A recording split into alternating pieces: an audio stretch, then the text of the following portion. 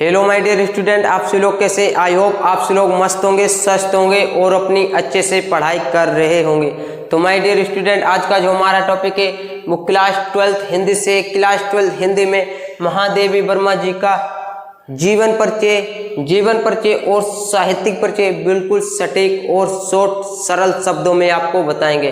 Student, अगर आप ये वीडियो शुरू से लेकर लास्ट तक बिल्कुल ध्यान से देखते हैं तो आज के इस वीडियो से आपके बिल्कुल क्लियर 5 नंबर हो जाएंगे।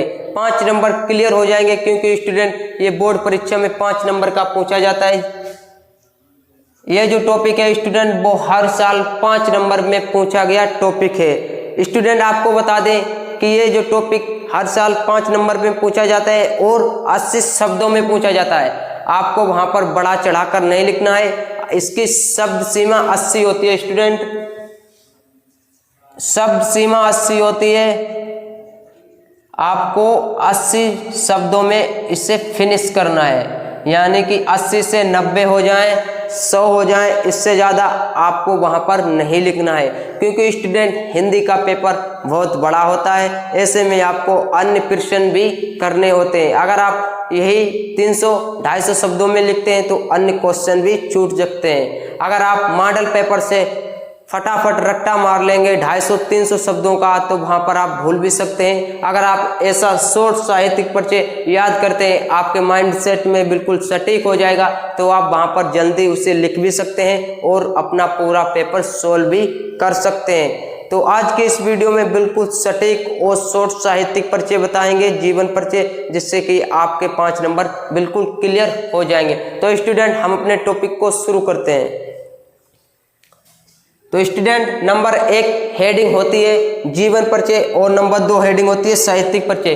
क्लास 12th के बच्चे कंफ्यूज रहते हैं कि सर हिंदी के पेपर में हमें साहित्यिक परिचय लिखना होता है या जीवन परिचय। तो आपको हम बता दें, वहां पर आपको दोनों हेडिंगें डालनी होती हैं। नंबर 1 पे होता है जीवन परिचय और नंबर 2 पर होता है साहित्यिक परिचय। तो आपको दोनों हेडिंगें डालकर लिखना होता है। स्टूडेंट, जीवन परिचय में क्या होता है कि किसी लेखक या कवि का आप जीवन परिचय लिखते हैं तो उसमें उसका जन्म कहाँ हुआ, जन्म स्थान का है, उसके माता पिता का क्या नाम है, उसका पालन पोषण कैसे हुआ और किसने किया, उसने शिक्षा कहाँ तक ग्रहण की, ये सभी स्टूडेंट जीवन परिचय में लिखा जाता है। अब स्टूडेंट आपको बताएंगे जीवन परिचय और साहित्यिक परिचय। तो नंबर 1 पर हेडिंग होती है जीवन परिचय। आज की इस वीडियो में महादेवी वर्मा जी का जीवन परिचय और साहित्यिक परिचय बिल्कुल सटीक और शॉर्ट तरीके से आपको बताएंगे, जिससे आपके माइंड सेट में बिल्कुल सटीक हो जाए और इसे जल्दी से आप बोर्ड परीक्षा में लिख सकें। पहली हेडिंग होनी चाहिए जीवन परिचय। पीड़ा की गायिका अथवा आधुनिक युग की मीरा के नाम से विख्यात श्रीमती महादेवी वर्मा का जन्म फर्रुखाबाद के एक शिक्षित कायस्थ परिवार में 1907 ईस्वी को होलिका दहन के दिन हुआ था। स्टूडेंट, जो महादेवी वर्मा जी थी उनका जन्म फर्रुखाबाद के एक शिक्षित परिवार यानी कि शिक्षित कायस्थ परिवार में, पढ़े लिखे परिवार में सन 1907 ईस्वी को होलिका दहन के दिन हुआ था। स्टूडेंट, आपको बता दें ये जो शब्द हैं ये आपको अंडरलाइन करके लिखने हैं, हाईलाइट करके लिखने हैं, जिससे कि एग्जामिनर जब आपकी कॉपी चेक करे तो उसकी निगाह फोकस उसी शब्दों पर जाए जो वो देखना चाहता है। अगर आप वहां पर बढ़ा चढ़ाकर लिखते हैं तो आपकी वो रामायण नहीं पढ़ेगा, आपके मेन वर्ड देखेगा, मेन शब्द देखेगा, जिससे आप उसे इम्प्रेस कर सकें और अच्छे नंबर वो दे सके। आपके वही शब्द देखेगा जो वो देखना चाहता है। अगर आप सटीक शॉर्ट साहित्यिक परिचय लिखते हैं बिल्कुल सही शब्दों में, तभी आपको 5 नंबर क्लियर होंगे। और ऐसे जो शब्द होते हैं स्टूडेंट, ये आपको अंडरलाइन करके लिखने हैं, जैसे उनके माता पिता का नाम, उनका जन्म स्थान, जन्म, मृत्यु, ये शब्द आपको अंडरलाइन करके लिखने हैं, जिससे कि एग्जामिनर बिल्कुल फोकस करके देखे और अच्छे नंबर आपको दे। तो उनका जन्म 1907 ईस्वी में होलिका दहन के दिन हुआ था। उनके पिता गोविंद प्रसाद वर्मा भागलपुर कॉलेज में प्रधानाचार्य थे। जो महादेवी वर्मा जी थी उनके पिता गोविंद प्रसाद वर्मा वो क्या थे, भागलपुर एक कॉलेज था, उसमें प्रधानाचार्य थे। उनकी माता साधारण कवित्री थी। 9 वर्ष की छोटी उम्र में ही उनका विवाह स्वरूप नारायण वर्मा से हो गया था। जब महादेवी वर्मा जी छोटी उम्र में ही यानी कि जब वो 9 साल की थी तभी उनका विवाह स्वरूप नारायण वर्मा जी के साथ हो गया था। आपको बता दें स्टूडेंट, महादेवी वर्मा जब 9 वर्ष की यानी कि 9 साल की थी, छोटी उम्र में ही उनका स्वरूप नारायण वर्मा से विवाह हो गया था। उन्होंने मैट्रिक से लेकर एमए तक परीक्षाएं प्रथम श्रेणी से उत्तीर्ण की। उन्होंने महादेवी वर्मा जी ने मैट्रिक से लेकर एमए तक की परीक्षाएं प्रथम श्रेणी से उत्तीर्ण की। महादेवी वर्मा जी का स्वर्गवास 80 वर्ष की अवस्था में 11 सितंबर सन 1987 ईस्वी को हो गया। जब महादेवी वर्मा 80 वर्ष की थी यानी कि 80 साल की थी तभी उनका क्या हो गया, 11 सितंबर 1987 ईस्वी को स्वर्गवास हो गया यानी कि निधन हो गया।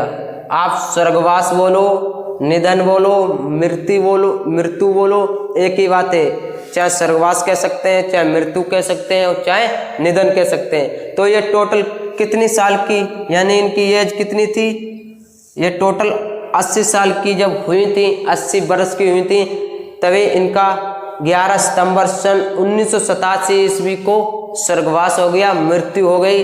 अब स्टूडेंट हम बढ़ते हैं साहित्यिक परिचय पर। नंबर 2 हेडिंग होनी चाहिए साहित्यिक परिचय। जीवन परिचय तो स्टूडेंट हमने बिल्कुल आपको सटीक और सरल शब्दों में बिल्कुल आसानी से बताया है, जैसा कि आप समझ सकते हैं कि जीवन परिचय कितना महत्वपूर्ण होता है और साहित्यिक परिचय भी महत्वपूर्ण होता है, इसीलिए दोनों आपको लिखने होंगे। तो जीवन परिचय हमने बिल्कुल आपको सरल शब्दों में और शॉर्ट सटीक शब्दों में बताया है। अब स्टूडेंट साहित्यिक परिचय भी हम पढ़ते हैं। नंबर 2 हेडिंग होनी चाहिए साहित्यिक परिचय। साहित्यिक परिचय, महादेवी वर्मा ने मैट्रिक उत्तीर्ण करने के पश्चात ही काव्य रचना प्रारंभ कर दी थी। जब उन्होंने मैट्रिक उत्तीर्ण करने के पश्चात ही काव्य रचना भी प्रारंभ कर दी थी। महादेवी वर्मा जी साहित्यिक संगीत के अलावा रेखा चित्र में भी रुचि रखती थी। यह साहित्यिक संगीत के अलावा रेखा चित्र में भी इनकी रुचि थी, इन्हें उसमें अच्छा लगता था, इनकी उसमें रुचि थी। इनकी साहित्यिक साधना के लिए भारत सरकार ने इन्हें पद्म भूषण की उपाधि से सम्मानित किया। हमने आपको बिल्कुल पहले भी बता दिया है कि ऐसे शब्द आपको अंडरलाइन करके लिखने हैं, हाईलाइट करके लिखने हैं। उन्हें भारत सरकार ने पद्म भूषण की उपाधि से सम्मानित किया और सन 1983 ईस्वी में ज्ञानपीठ पुरस्कार से भी सम्मानित किया गया और सन 1983 ईस्वी में इन्हें ज्ञानपीठ पुरस्कार से भी सम्मानित किया। इन्हें आधुनिक युग की मीरा के नाम से संबोधित किया और इन्हें आधुनिक युग की मीरा के नाम से भी संबोधित किया। जो महादेवी वर्मा जी थी, इन्हें आधुनिक युग की मीरा के नाम से भी जाना जाता है। तो स्टूडेंट हमने बिल्कुल जीवन परिचय और साहित्यिक परिचय आपको बिल्कुल सरल शब्दों में और शॉर्ट बताया है। तो आशा करता हूँ ये आपको दोनों समझ में आए होंगे। अब स्टूडेंट आपको बता दें, जो बोर्ड परीक्षा हिंदी के पेपर में ये भी पूछा जाता है कि इनकी कृतियाँ या रचनाओं का उल्लेख कीजिए, तो आपको वहाँ पर इनकी रचना यानी कि कृतियाँ भी लिखनी होती हैं।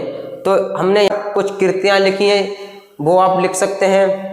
कृतियाँ महादेवी वर्मा जी की प्रमुख कृतियाँ निम्न हैं, जैसे कि उन्होंने गद्य रचनाएं लिखी थी, अतीत के चलचित्र पथ के साथी आदि, अतीत के चलचित्र पथ के साथी आदि। आदि का मतलब स्टूडेंट ये होता है कि इन्होंने और भी लिखी हैं और काव्य लिखे हैं इन्होंने निहार, नीरजा, दीपशिखा आदि।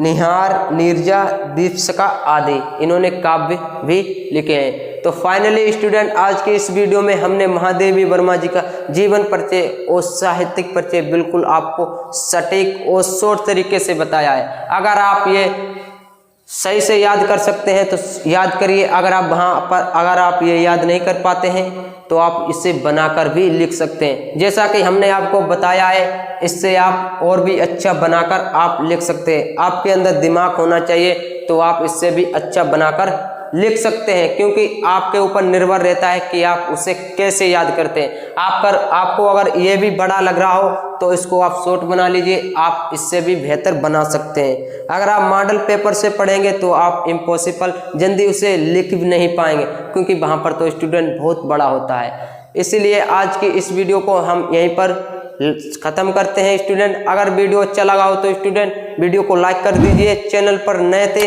तो चैनल को सब्सक्राइब कर लें, ऐसे ही हम एजुकेशन से रिलेटेड कोई भी टॉपिक आप तक पहुंचा सके। अगर आपका स्टूडेंट कोई दोस्त है, फ्रेंड, भाई बहन है, वो भी बोर्ड एग्जाम की तैयारी करता है तो ये वीडियो उसके पास सेंड कीजिएगा, जिससे कि वो भी हिंदी जैसे सब्जेक्ट की अच्छे से तैयारी कर ले और अपने अच्छे नंबर प्राप्त कर ले और हिंदी जैसे सब्जेक्ट को स्ट्रॉन्ग बनाए। अब स्टूडेंट हम मिलेंगे अगली नेक्स्ट वीडियो में, तब तक के लिए जय हिंद, वंदे मातरम और अपनी अच्छे से पढ़ाई कीजिए।